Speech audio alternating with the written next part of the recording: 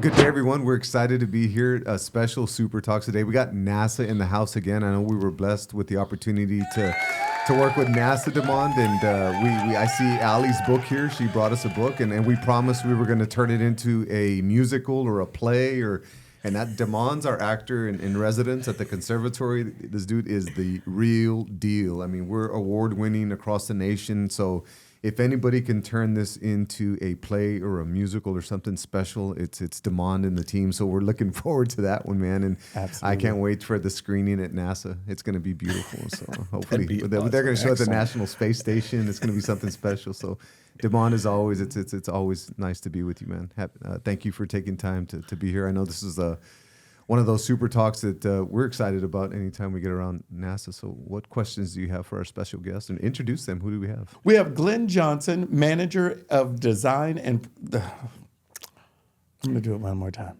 Okay. We have Glenn Johnson, Manager of the Design and Prototyping Program, and Stacy Hale, Huntch Creator and Founder. And Huntch stands for High School Students United with NASA to Create Hardware.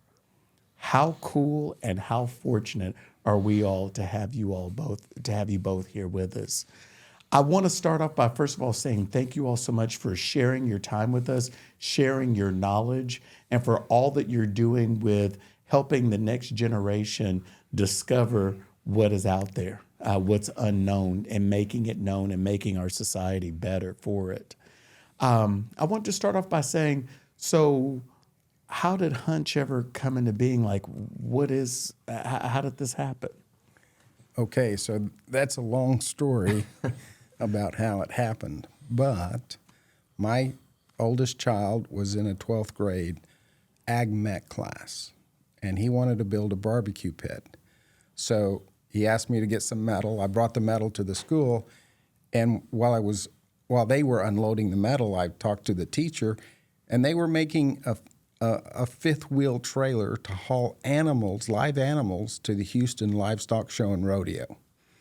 And I thought, this teacher has a lot of confidence in these students to go down a major interstate, 65 miles an hour, carrying 5,000 to 7,000 pounds of animals in something his students made. And so that was in the back of my mind. And then that summer, I went to Huntsville, Alabama, to help Marshall Space Flight Center solve a couple issues. And one of the issues they gave me was we need a training facility to train our payload ground support personnel on the International Space Station. Wow. And so at the time, I was the deputy program manager for the Space Station Training Facility, which was a $742 million project to just do the design aspect of it. And the thought came to me, what if we gave the materials to a high school and the drawings, and they created a copy of what we have in Houston in Huntsville, Alabama? And they gave us a go to spend some money and to try to make that happen. Today, there is that facility at Marshall Space Flight Center. 95% of it is built by high school students. Wow. I love that. And you mentioned barbecue pit. That got my attention. I currently I built a barbecue pit in 1991 in my ag mechanics course at a Hebronville high school. And it's currently in one of our shops right now because it's 30-something years old. So kids are upgrading it right now. So I can't believe that this whole awesome program was built off you going to take your kids some casing and some pipe and some angle iron to build a barbecue pit. And now we have kids that are building equipment, handrails and things of that sort for the National Space Station. So just thank you for your creativity and for believing in our students. And most of all, for the partnership that NASA has with Harlingen CISD. We're just thrilled about this and excited. But Yes. there's going to be a lot of students watch the Super Talks, and a lot of students want to be just like you guys. Engineers working for NASA. Like, what advice do you have for students that want to follow in y'all's footsteps? You know, we talk to a lot of students, obviously, and I think one of the most important things for students to take away from talking about NASA is just that if you want to do it, you really just have to try. Let me give you an example. When I graduated from college, I thought I wanted to go off and work for NASA, but at the time so it was back in '91, and so that's when the wall had fallen, and I thought there's all these great engineers and scientists they're not going to be building bombs anymore, so what are they going to do? There's no way that they'll even talk to me. So I didn't apply. And so, of course, I never got the job. But later on, so I went off and I was a high school teacher for a while, and then I did another engineering job for a while. And then I finally applied, and, NASA's just looking for engineers. It's not that we're all super brainiacs. They're looking for people that they have to train some, right? So all these engineers at NASA start off just like they are.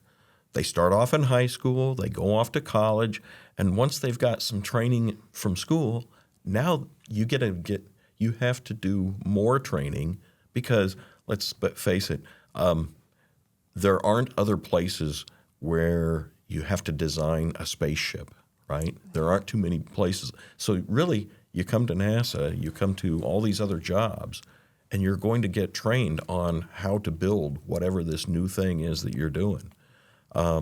So the real answer is apply and try for the job. You have to do the math, you got to do the science, but really, if you never apply, you're never going to get the job. Right.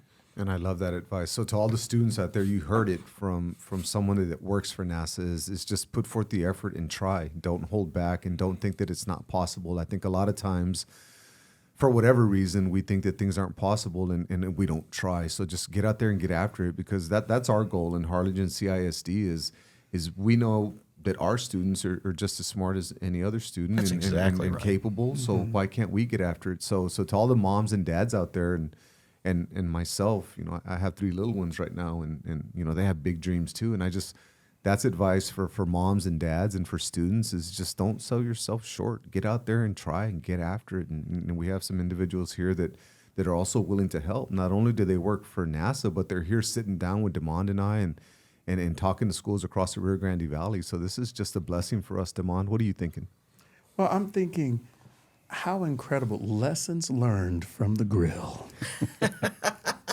And who would have ever known that literally from the grill, that it would start something this amazing, and what I would have given when I was in school to have ever had this opportunity to be able to have this information, to even have this possibility.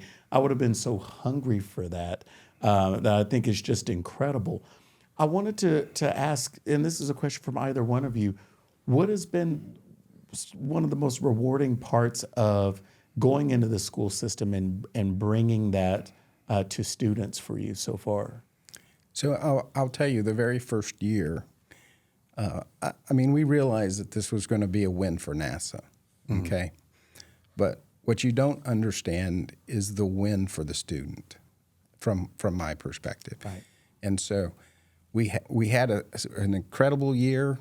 We decided we were going to do this recognition ceremony at the end of the school year, and we had 35 students in this class that we were going to recognize. And so we sent an invitation to the head of Johnson Space Center, and he asked for, oh my goodness, I forgot his name. What is his name? The head of ISS. Oh, at the time? 20 years ago, now works for SpaceX. Right. And I've emailed him several times these last 2 weeks. Suffredini. No, before Suff. Oh, before Suff? Gosh, Gerstenmaier, Bill Was it Gerstenmaier. Okay. And so Bill Gerstenmaier came to this ceremony, and one of the mothers walked up to him, and she was crying. And she said, my son is graduating here in a few weeks, and he was going to quit when he turned 18, but because of this class, it showed him why math was applicable in his day-to-day life. And so he decided to stay and graduate. And we have hundreds of those stories that we could tell you. Yes. Now that we're in our 21st year, about parents that have come up to us and have been so shocked that their student didn't drop out, because now they understand why there's some math, why there's some science into fabricating things, into making things. So we really learned that year, and Bill Gerstermeyer turned around to me at that point and said, whatever you need for this program, you just let me know.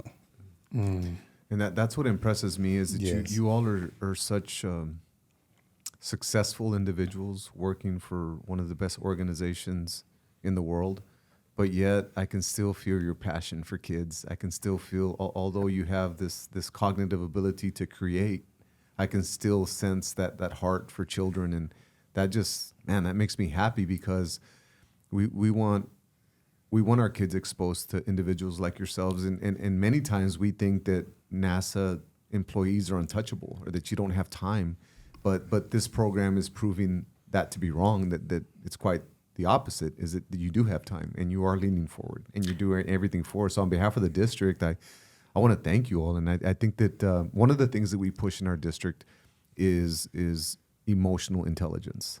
So Daniel Goleman's work out of Harvard University, a big focus on self-awareness and self-regulation, and motivation, empathy, social skills.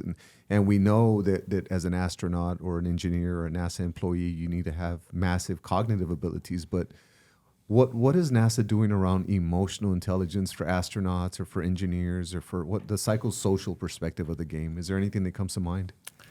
Gosh. So I'll tell you, for the people that I've hired to be on my Huntch team, one of the requirements was that these people give more than they get, right?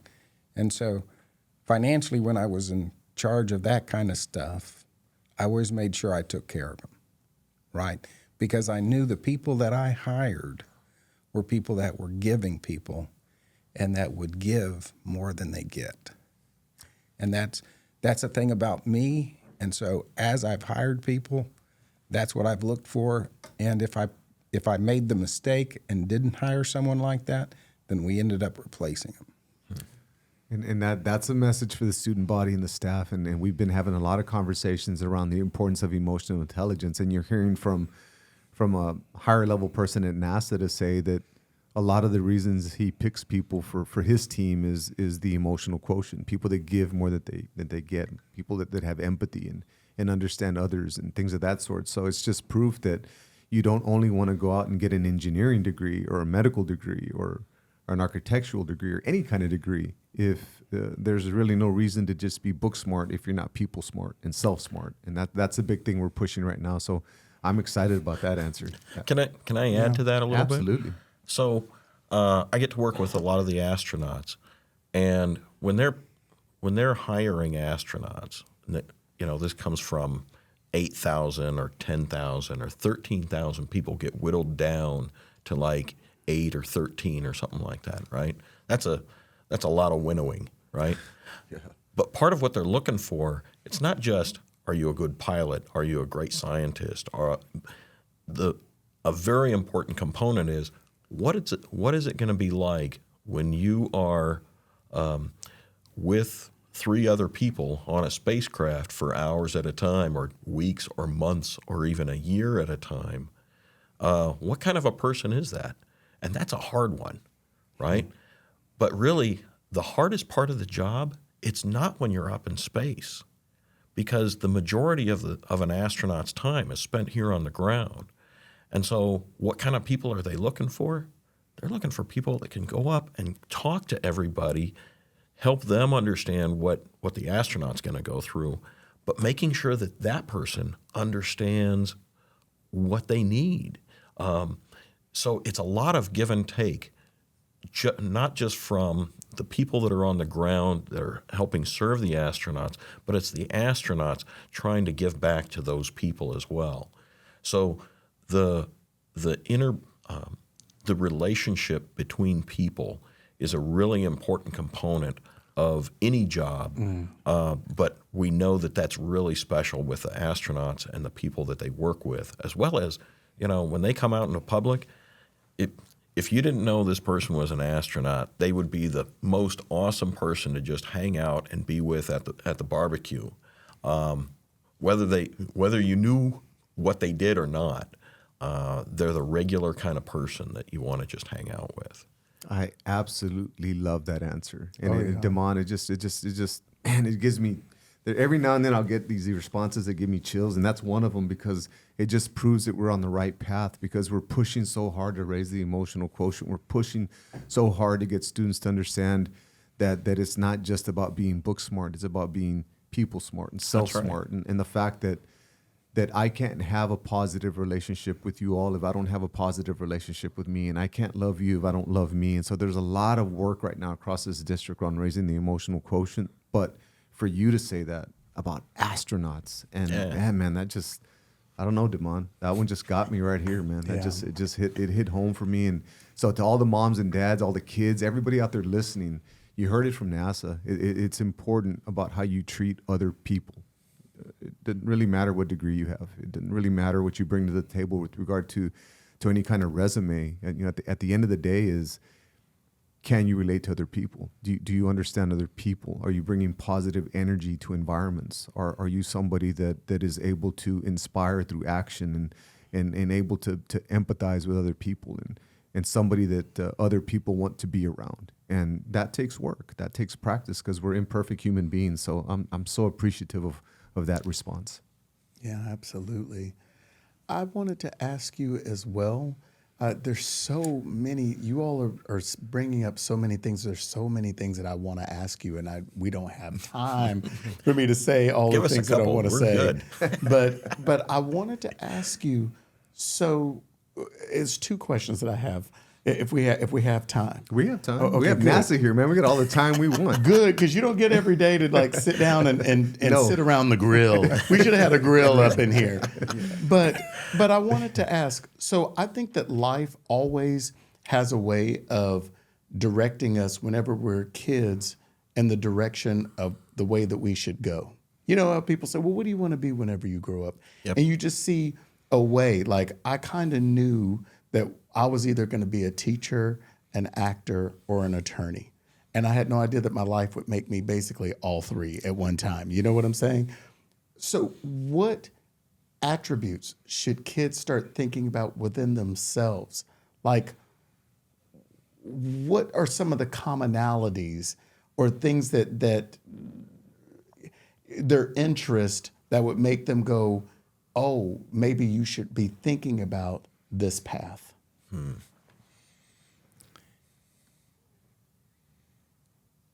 So thinking about a path, part of what I hope that students get out of Huntch is they either learn that they really like this, or they learn to take this off the plate because this isn't something they want to do for the rest of their life.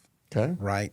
And so in Huntch, we both support technology like machining and sewing, textiles, and we promote engineering and science and video and culinary and all these other different things, right? And so I hope by participating in Huntch, they either find this is something that I really love, or, okay, I can strike this off the list, right?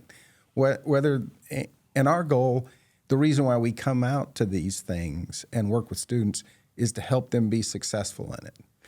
But and then at the end, if they like it, great. I hope to help them find something that they would like to do and enjoy doing for the rest of their life, right? Not everybody's going to be an engineer. Not everybody's going to be a scientist. Not everybody's going to be a professional cook, right? Or get into video professionally. But if they do this, then they get the exposure of it and they get to decide, hey, is this something I like or not? Yeah. That's interesting. And that's true. I think a lot of times you think NASA and you think engineer or astronaut, but it's a city in itself. There's every facet of a society you can find at NASA. So there's just so many things you can do within that organization. So working for NASA is big picture, kind of A to Z, and where do you fit? So I think that as we move along this path and our relationship with NASA is going to continue to grow, I hope to start to get a better idea of different high wage, high demand pathways within NASA that our students can start to pursue. We're starting the Harlingen CISD aviation program. Oh, wow. excellent. Our students are going to get their private pilot license before they graduate high school. That is incredible. That's starting soon, and simultaneously they'll be able to get their commercial drone pilot license. So imagine that, man! A kid walking across the stage with their cap and gown, and they got some wings on their gown, signifying that they're a private pilot at no sweet. cost to the students. And I know the students are amped out there. I've already talked to a couple that are interested. So we already got it rocking and rolling. Our board is behind it. We're going to be working out of the Harlingen Airport, and it's just something that we're just so proud of. So hopefully we can create some kind of pathway, get you guys involved with our aviation program. I think that'd be awesome. Yeah. Absolutely. You know, you mentioned that NASA is like its own city.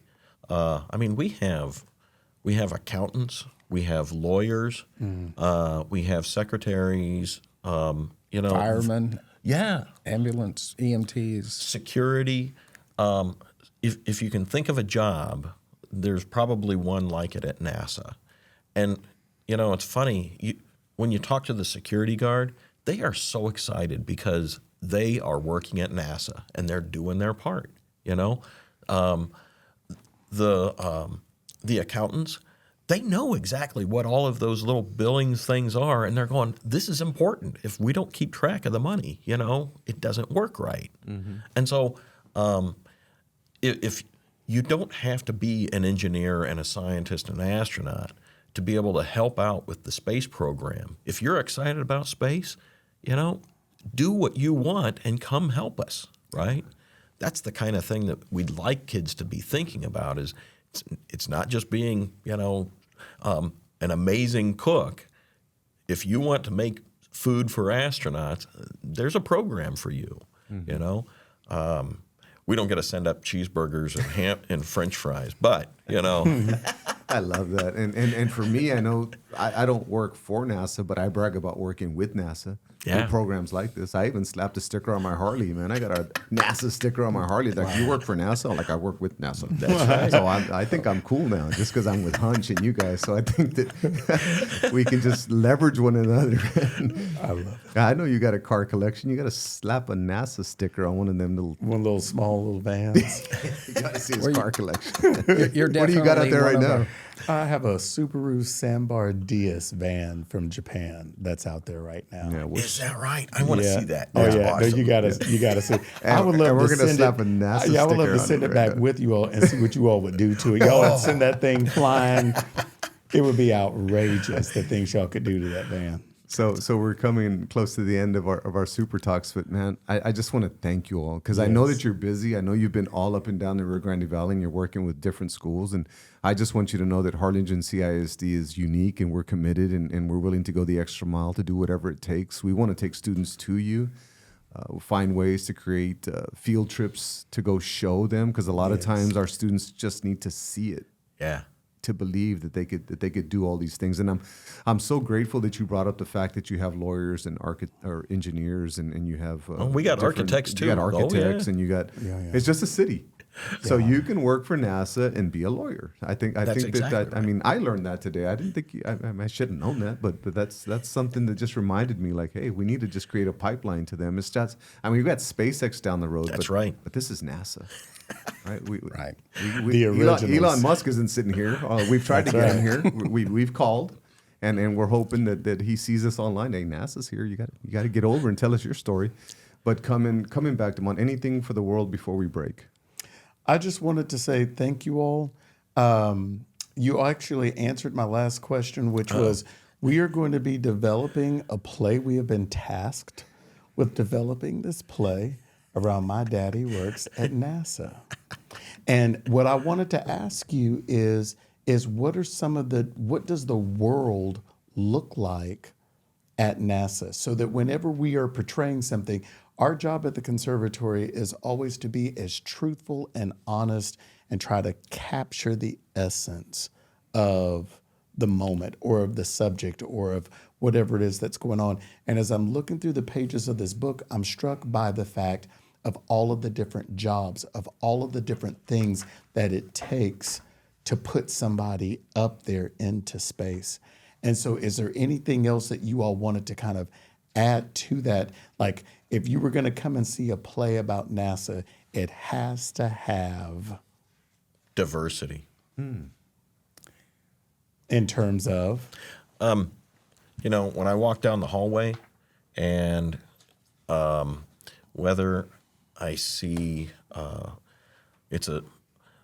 there's a, I don't know, no matter who's walking towards me, whether it's a guy or a lady, whether they are white or black or Asian descent, I have to assume that they are either an astronaut or an engineer that I'm going to work with that day, no matter what I think that person looks like or anything.